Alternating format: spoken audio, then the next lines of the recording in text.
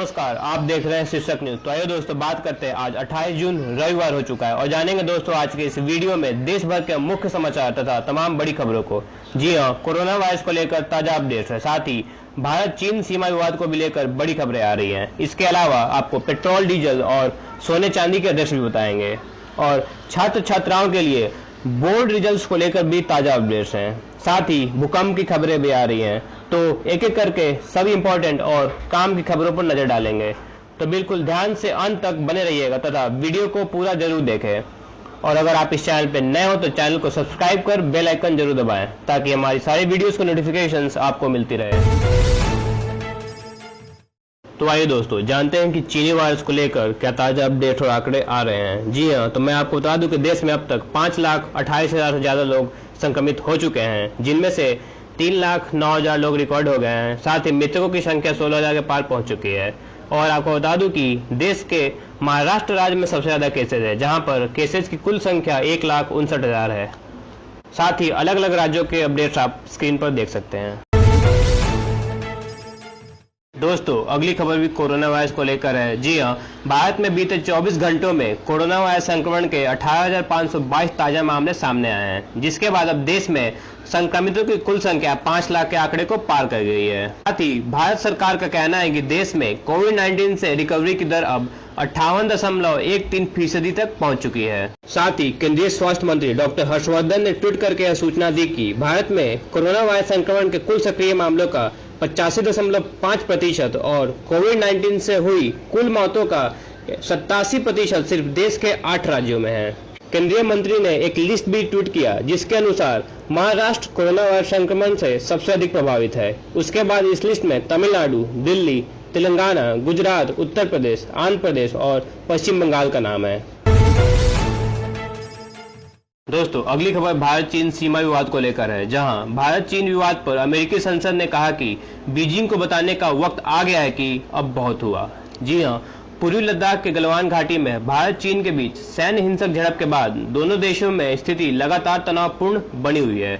वास्तविक नियंत्रण रेखा LAC पर चीन के इस आक्रामक रुख के बाद उसे सीख देने के लिए वैश्विक स्तर पर मांग उठ रही है। अमेरिका के एक प्रभावशाली सांसद ने कहा कि पूर्वी लद्दाख में चीन की हालिया आक्रामकता पड़ोसियों के खिलाफ उसके बड़े पैमाने पर सैन्य उकसावे वाली कार्रवाई का हिस्सा है और अमेरिका शांतिपूर्ण देशों को धमकाए जाने की चीन की नियोजित सैन्य कार्रवाई को बर्दाश्त नहीं करेगा। चीन की हर एक हरकत का भारत देगा करारा जवाब। पूर्वी लद्दाख में एयर डिफेंस सिस्टम तैनात। जी हां, पूर्वी लद्दाख में भारत और चीन के बीच खूनी झड़प के बाद भारत अब पूरी तरह से चौकन्ना हो गया है। वास्तविक नियंत्रण रेखा LAC पर चीनी लड़ाकू जेट्स और हेलीकॉप्टर दिखाई देने के बाद भारत अब अपने उच्च मारक क्षमता वाले हथियार LAC पर तैनात कर रहा है।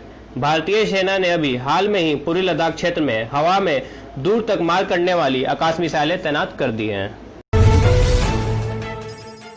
शरद पवार बोले, चीन ने 1962 के युद्ध के बाद 45,000 वर्ग किलोमीटर भारतीय भूभाग पर कब्जा किया था। जी हां, चीन के साथ तनातनी को लेकर कांग्रेस और बीजेपी के बीच आरोप प्रत्यारोप के बीच एनसीपी प्रमुख शरद पवार ने शनिवार को कहा कि राष्ट्रीय सुरक्षा से जुड़े मामलों का राजनीतिकरण नहीं किया जाना चाहिए। साथ ही उन्होंने यह भी कहा कि ये कोई नहीं भूल सकता कि चीन ने 1962 के युद्ध के बाद भारत की 45,000 वर्ग किलोमीटर भूभाग पर कब्जा कर लिया था। आपको बता दें, शरद पवार के ये बयान राहुल गांधी के उस आरोप पर आया जिसमें उन्होंने कहा था कि पीएम मोदी ने चीन की आक्रामकता के चलते भारतीय क्षेत्र को सौंप दिया। जेपी नड्डा का सोनिया गांधी पर हमला। पूछा, पीएम फंड से 3 वर्षों तक राजीव गांधी फाउंडेशन से पैसा क्यों गया? जी हां, भारतीय जनता पार्टी के राष्ट्रीय अध्यक्ष जेपी नड्डा ने शनिवार को कांग्रेस अध्यक्ष सोनिया गांधी को निशाने पर लेते हुए कई सवाल पूछे। उन्होंने कहा कि कोरोना या चीन के साथ भारत के तनाव की आड़ में सोनिया गांधी मूल प्रश्नों से बचने का प्रयास कर रही हैं। साल 2005 से 2008 तक पीएम नेशनल रिलीफ फंड से राजीव गांधी फाउंडेशन को पैसा क्यों भेजा गया? देश की 130 करोड़ की जनता सोनिया गांधी से इस बात का जवाब चाहती है। बीजेपी का आरोप, राजीव गांधी फाउंडेशन ने भगोड़े मेहुल चौकसी से लिया था चंदा। जी हां, राजीव गांधी फाउंडेशन RGF को मिले चंदे को लेकर विवाद बढ़ता जा रहा है। बीजेपी के social media in charge Amit Malviya ने आज आरोप लगाया कि फाउंडेशन को भगोड़े कारोबारी मेहुल चौकसी ने 2014-15 में चंदा दिया था। उन्होंने ट्वीट किया कि 2015 में चौकसी के खिलाफ कर्नाटक में फर्जीवाड़े का एक मामला दर्ज किया गया था, लेकिन उनके देश के फरार होने तक कोई चार्जशीट दायर नहीं की गई। वहां इस दौरान कांग्रेस की सरकार थी। उन्होंने सवाल किया कि क्या आरजीएफ को चंदे का मतलब प्रोटेक्शन मनी नहीं है। दोस्तों, अगली खबर यूपी बोर्ड रिजल्ट को लेकर है, जहां माध्यमिक शिक्षा परिषद की ओर से जारी हाई स्कूल व इंटर के नतीजों में बरेली के होनहारों ने अपनी प्रतिभा का बेहतरीन प्रदर्शन किया है।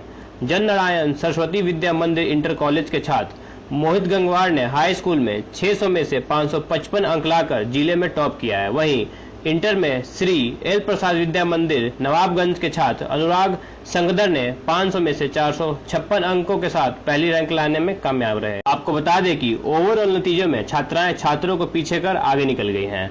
हाई स्कूल में छात्राओं का पास प्रतिशत 91.59 है, वहीं छात्रों का 80.41% रहा।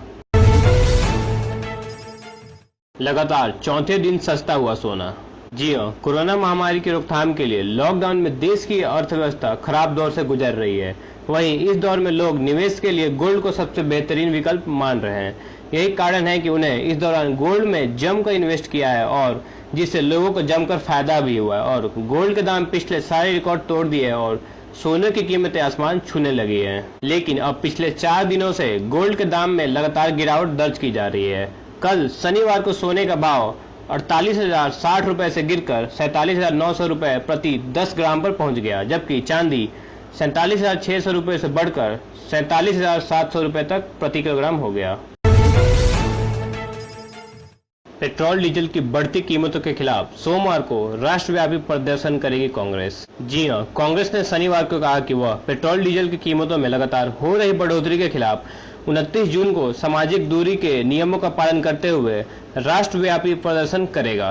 पार्टी के संगठन महासचिव केसी वेणुगोपाल के मुताबिक गलवान घाटी में शहीद हुए 20 जवानों के सम्मान में 26 जून को कांग्रेस ने शहीदों को सलाम दिवस के रूप में मनाया और इसमें लोगों का समर्थन मिला। अब पेट्रोल डीजल की बढ़ती कीमतों के खिलाफ प्रदर्शन किया जाएगा।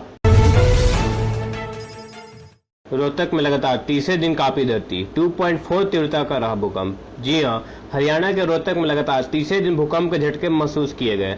भूकंप की तीव्रता रिक्टर स्केल पर 2.4 मापी गई। जानकारी के मुताबिक भूकंप के झटके 9:11 पर महसूस किए गए। बता दें कि इससे पहले शुक्रवार को भी रोहतक में भूकंप के झटके महसूस किए गए थे।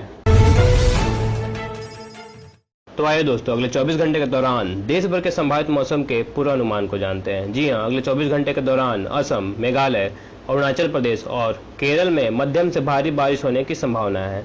इन भागों में कहीं कहीं पर मूसलाधार वर्षा भी हो सकती है। वहीं बिहार, उप हिमालयी पश्चिम बंगाल और सिक्किम, उत्तर प्रदेश के मध्य और पूर्वी भागों, मध्य प्रदेश के कुछ हिस्सों, मध्य महाराष्ट्र, विदर्भ के मराठवाड़ा, तटीय कर्नाटक और लक्षद्वीप में हल्की से मध्यम बारिश होने के साथ साथ 1-2 स्थानों पर भारी वर्षा की संभावना है।